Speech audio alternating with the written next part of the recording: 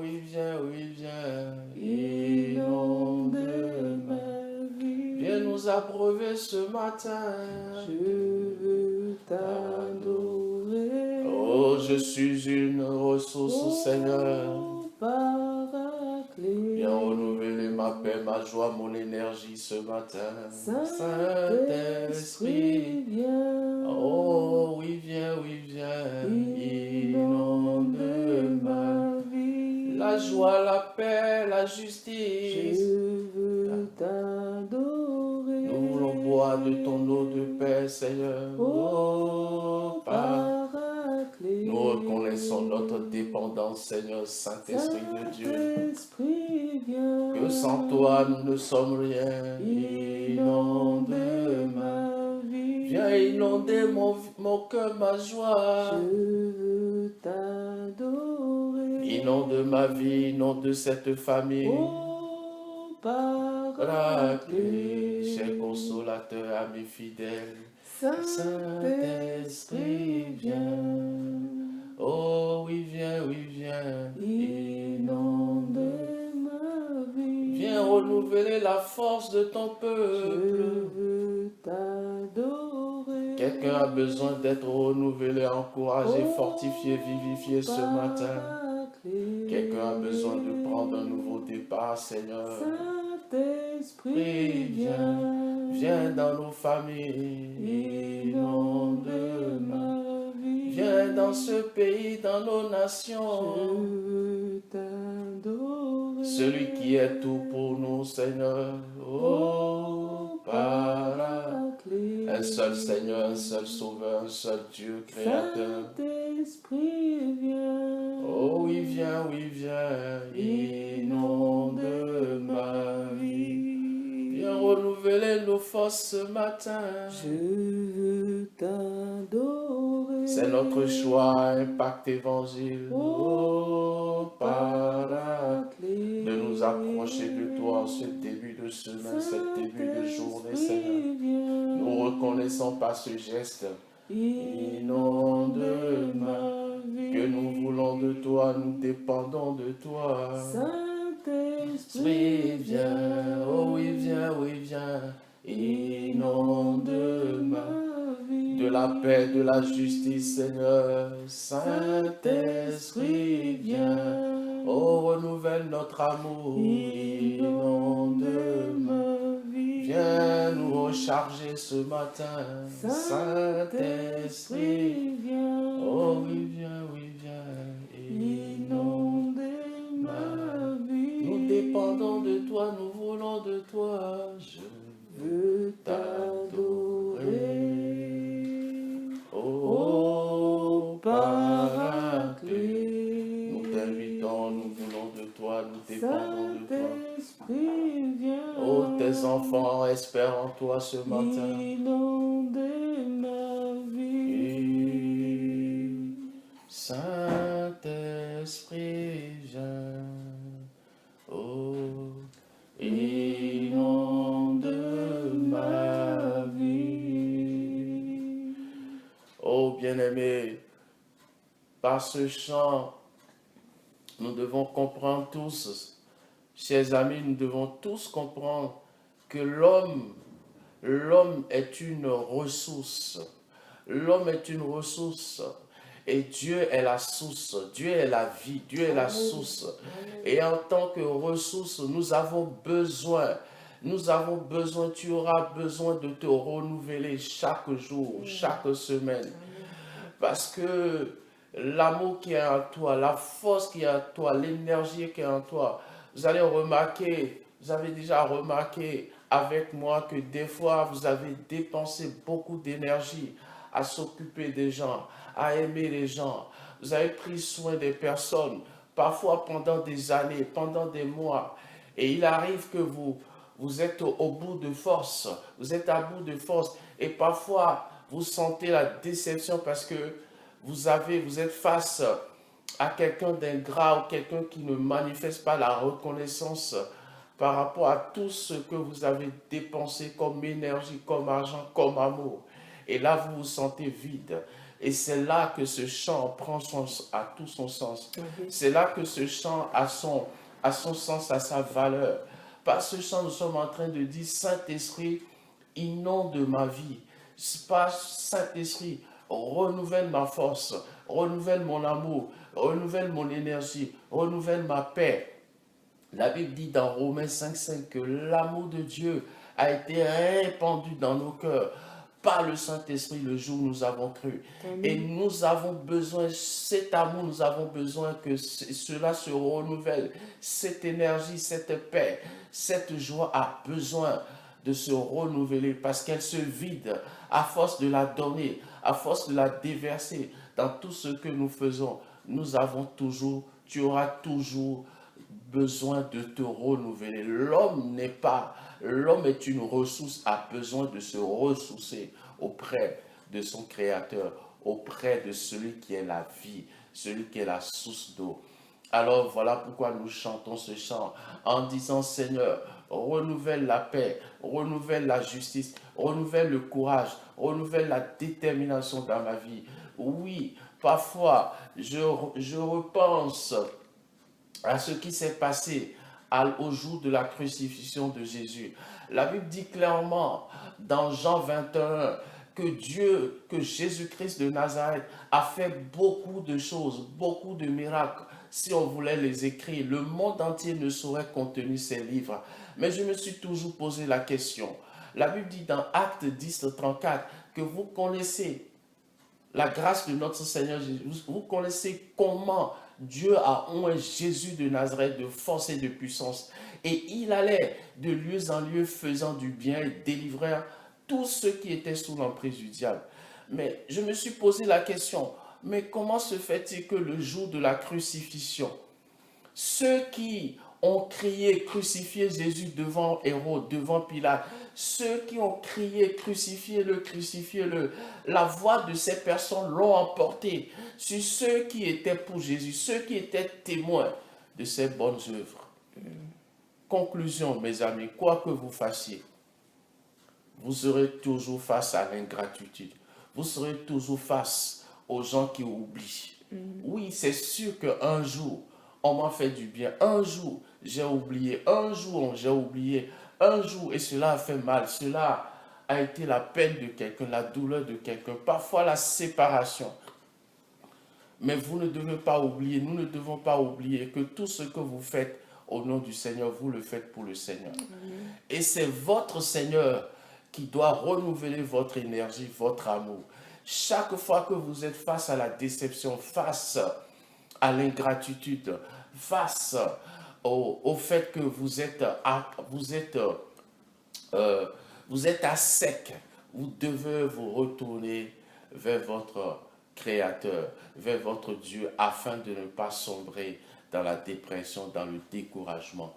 Mais demandez que le Saint-Esprit puisse renouveler votre amour, votre paix. C'est ce que je fais chaque fois que je sens que je suis à bout. Oui, je retourne vers mon Créateur, mon Dieu, celui qui nous a tant aimés. Et cela est le sens de notre exaltation de ce matin. Nous voulons vous exhorter sur la révélation de son amour. L'amour de Dieu depuis l'Ancien Testament, depuis le livre de Genèse. Oui, beaucoup de personnes, nous devons le reconnaître, beaucoup de personnes ont mal perçu l'amour de Dieu. Beaucoup de personnes, en interprétant les écrits de l'Ancien Testament, n'ont pas pu percevoir, ne perçoivent pas l'amour de Dieu. Alléluia. L'amour de Dieu dans l'Ancien Testament. C'est pour ça que beaucoup de gens ont du mal à lire l'Ancien Testament. Beaucoup de gens ont du mal à percevoir la bonté, l'amour de Dieu depuis le livre de Genèse. Cependant, depuis le commencement, Dieu a toujours manifesté son amour. Dieu nous a toujours aimés. Dieu a toujours fait une démarche de protection, d'amour, une démarche de récupération de l'homme pour sauver l'homme depuis le livre de Genèse. Et c'est ce que, en quelques minutes, nous allons nous employer de vous exhorter, de vous partager ces points afin que votre amour soit renouvelé, fortifié. Parce que vous aurez besoin de compter uniquement sur l'amour de Dieu tout au long de vos jours, tout au long de votre séjour sur la terre. Oui, c'est ce que nous voulons partager avec vous. C'est la racine, c'est la solution pour le rejet. C'est la solution contre l'amertume. C'est la solution contre la solitude. C'est la solution pour les personnes qui se sentent mal aimées, qui se sentent rejetées. Ce que nous voulons partager avec vous, cela devrait vous encourager. Amen. Amen. Amen. Avant de lire, avant d'aller dans Genèse, j'aimerais partager avec vous, lire avec vous un verset de Romains. Voici ce que Paul dit dans Romains 1. Voici ce que Paul dit dans Romains 1 à partir du verset 20. Romains 1, verset 20, français courant. Voici ce que la parole de Dieu. Il dit en effet, Dieu a créé le monde. En effet, depuis que Dieu a créé le monde, ses qualités invisibles, c'est-à-dire sa puissance éternelle et sa nature divine, se voient fort bien quand on considère ses œuvres. Les humains sont donc inexcusables. Ils connaissent Dieu, mais ils ne l'honorent pas. Ils ne le remercient pas comme il convient de le faire à son égard. Au contraire, leurs pensées sont devenues stupides et leur esprit insensé a été plongé dans l'obscurité. Amen. Ce qui m'intéresse là, c'est que Paul nous dit clairement que la bonté de Dieu, la puissance éternelle, et je vais dire, le caractère aimant de Dieu, l'amour de Dieu se voit depuis le livre de Genèse. Alléluia. Amen. Tout ce qui s'est passé de Genèse jusqu'à Apocalypse, Dieu a toujours démontré son amour. Et c'est ce que nous allons faire avec vous ce matin. Nous sommes donc dans le livre de Genèse, le livre du commencement, et nous allons lire rapidement Genèse 3. Je vais laisser ma femme faire la lecture. Genèse 3, partie du verset 8. Nous n'allons pas tout lire parce que la plupart des gens connaissent cette histoire. Ils connaissent l'histoire d'Adam et de Ève. Mais il y a beaucoup de détails que les gens n'ont pas perçus et que nous allons partager avec vous ce matin. Le verset 8. Alors ils entendirent la voix de l'Éternel Dieu qui parcourait le jardin vers le soir, et l'homme et sa femme se cachèrent loin de la face de l'Éternel Dieu, au milieu des arbres du jardin. 9. Mais l'Éternel Dieu appela l'homme et lui dit, « Où es-tu » Il répondit, « J'ai entendu ta voix dans le jardin et j'ai eu peur parce que je suis nu et je me suis caché. » Verset 11. Et l'Éternel Dieu dit, « Qui t'a appris que tu es nu ? Est-ce que tu as mangé de l'arbre dont je t'avais défendu de manger ?» Amen. Amen. Amen. Bien-aimés, ce matin, suivez-moi un peu dans ces vérités que je voudrais partager avec vous. Nous sommes dans ce contexte, donc, l'homme, Adam et Ève ont péché, ils ont désobéi à Dieu. La Bible dit que le soir, comme à son habitude, Dieu est venu vers l'homme. Premièrement, la première vérité, le premier constat que nous faisons, c'est que malgré le péché, la désobéissance de Ève et d'Adam, Dieu est quand même venu vers eux. Et ensuite, l'homme a entendu, ils ont entendu la voix de Dieu et ils ont fui. Et Dieu, quand Dieu est venu vers eux, Dieu leur a demandé pourquoi ils ont fui. Ils ont dit qu'ils ont entendu la voix de Dieu et ils ont fui. Et Dieu leur a dit, est-ce que vous auriez mangé le fruit de l'arbre défendu? Et Dieu va leur dire, Adam va se justifier. Mais voyez bien, Dieu savait très bien, Dieu connaissait tout, mes amis. Mais Dieu, voyez-vous, Dieu n'a pas dit à Adam, ah mais pourquoi tu as mangé, pourquoi tu as péché? La réaction de Dieu n'a pas été de culpabiliser, comment on dit ça? De jeter des pierres à Adam. Amen. de jeter des pieds à Adam. Amen. Dieu lui a dit. Adam a eu peur. Mais Dieu n'a pas accablé, voilà le mot que je voulais utiliser. Dieu n'a pas accablé Adam et Ève. Mais lorsque Adam s'est justifié, qu'est-ce que Dieu va faire? Dieu va les mettre hors du jardin. Beaucoup de gens disent, Dieu les a chassés. Mais non, Dieu ne les a pas chassés. Dieu les a plutôt protégés. Parce que dans le jardin, il y avait l'arbre de la connaissance du bien, il y avait l'arbre de la vie. Si Adam, une fois que Adam avait péché, si Adam mangeait l'arbre de la vie, Adam allait rester éternellement dans cet état. C'est l'image exactement d'une personne qui a la lèpre, d'une personne qui a le cancer du peau. Imaginez-vous que vous voyez quelqu'un qui a la lèpre. La lèpre, par exemple, lorsque la lèpre attaque les yeux, ça dilate les membranes des yeux. Vous pouvez voir l'œil de quelqu'un, mais tout autour, la peau est en train de s'élargir, de disparaître, et ça fait une plaie. Et donc, c'est comme si Adam, une fois qu'il avait péché, s'il mangeait l'arbre de la vie, il allait rester éternellement vivant, éternellement dans cet état, comme c'est le cas du diable. Et c'est pour empêcher l'homme de demeurer dans cet état que Dieu a sorti l'homme du jardin et a mis des chérubins pour empêcher Adam de manger l'arbre de vie parce qu'il allait rester éternellement dans cet état. Qu'est-ce que je suis en train de vous faire voir? Nous sommes en train de voir les gestes de Dieu, la réaction de Dieu après le péché. Et nous voyons là que Dieu est venu quand même vers Adam. Et quand Dieu est venu vers Adam, Dieu n'a pas accablé Adam. Et maintenant, Adam a dit quoi? Adam a dit que nous étions nus. Et qu'est-ce que Dieu va? Dieu a dit à Adam, qui t'a révélé que tu es nu? Qui t'a dit? Qui t'a dit? Vous voyez là, le comportement de Dieu, qui t'a dit? Et hier, je disais par rapport au message d'hier, j'ai dit, mais qui te dit que tu es broke, que tu es down? Qui te dit que tu ne peux jamais t'en sortir? Qui te dit que ta situation va rester éternellement dans cet état? Qui te dit que tu as une maladie incurable? Qui te dit que tu as le rhumatisme? Beaucoup disent oui, mon rhumatisme, mon diabète, mon cancer, quoi encore? Ma sinusite.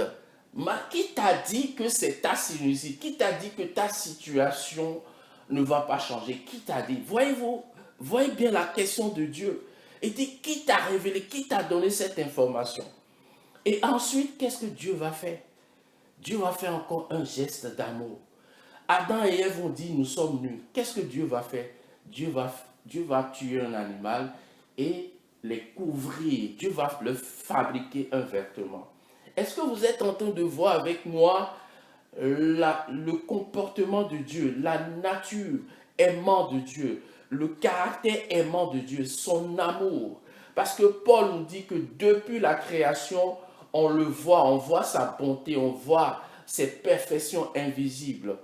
Bien-aimés, regardez encore une fois. Et donc Dieu va donc protéger Adam, va le faire un vêtement. Ce qui est un geste d'un papa, d'un Dieu qui couvre la nudité de ses enfants, un Dieu qui prend soin de ses enfants malgré leurs bêtises. Ensuite, on dit souvent Dieu a maudit le sol, mais cette malédiction, ce n'est juste que les conséquences de leur acte. C'est les conséquences puisque le mal existe. Je peux empêcher mon enfant de toucher, mon bébé d'accéder au feu, d'accéder à la prise électrique. Mais si malgré ça, un jour, l'enfant grandit et persévère, persiste et met le doigt dans l'électricité, l'enfant sera frappé. C'est inévitable puisque le mal existe, puisque le danger existe. Donc, ce que Dieu a dit, a révélé à Adam et Ève, ce n'était juste que les conséquences de leur acte. Nous allons rapidement évoluer et voir donc le cas de Caïn. Donc, les parents ont désobéi, ensuite vient Caïn. Caïn donc va tuer son frère Abel. Et donc, Dieu va donc chasser Caïn de sa face. Et donc, Dieu va révéler à Caïn que désormais, il a perdu sa présence, il sera loin de sa présence et que Caïn serait un vagabond. Et Caïn va donc plaigner son cas, va dire non Seigneur, ce que tu me dis là est trop difficile. Quiconque me verra va me tuer. Et qu'est-ce que Dieu va dire? Qu'est-ce que Dieu va faire encore une fois? Dieu va mettre un signe sur le meurtrier Caïn qui vient de tuer son frère. Dieu va mettre un signe sur Caïn afin que personne ne puisse tuer Caïn le meurtrier. Mes amis, encore une fois, Dieu pose un acte de protecteur, un acte qui protège encore le meurtrier. Et Dieu va dire que si quelqu'un tue Caïn, il sera vengé 7 fois. Pourtant, Dieu n'a pas vengé Abel. Dieu lui-même n'a pas vengé Abel. Caïn a tué Abel, mais Dieu n'a pas vengé Abel. Mais Dieu a protégé encore Caïn. Suivez-moi encore très bien. Là, vous voyez, si vous lisez dans Genèse 4, à partir du verset 24, nous arrivons au petit-fils, à l'arrière-petit-fils de Caïn qui est Lémec. Donc, Lémec va devenir un descendant de Caïn qui est méchant, un petit-fils de Caïn qui est méchant, qui va donc tuer, qui va donc frapper un homme à mort à cause de sa blessure et tuer un enfant à cause de ses maîtrissures. Et Lémec va oser dire que si quelqu'un s'attaque à Lémec, il sera vengé, le meurtrier de Lémec sera vengé 77 fois. 77 fois. Amen. 77 fois. Et donc, on voit là que le mal a commencé à gagner la terre. Le mal a commencé à gagner la terre parce que Dieu n'a pas châtié Caïn. Donc, voilà que ses petits-fils sont devenus encore méchants et veulent, comment on dit ça, abuser de l'amour de Dieu, de la protection de Dieu, comme une sorte d'impunité de Dieu face au meurtre, face au mal. Et nous arrivons donc à la génération de Noé. Et la Bible dit qu'à un moment donné, le mal a tellement grandi sur la terre que Dieu a regretté d'avoir créé l'homme. Et maintenant, encore une fois, Dieu va décider de détruire la terre. Mais encore là, bien-aimé, c'est encore un geste d'amour. Pourquoi? Parce que lorsque Dieu a dit à Noé de fabriquer l'arche, mes amis, selon les enseignements, selon les informations que nous avons, Noé a pris presque 120 années pour construire l'arche.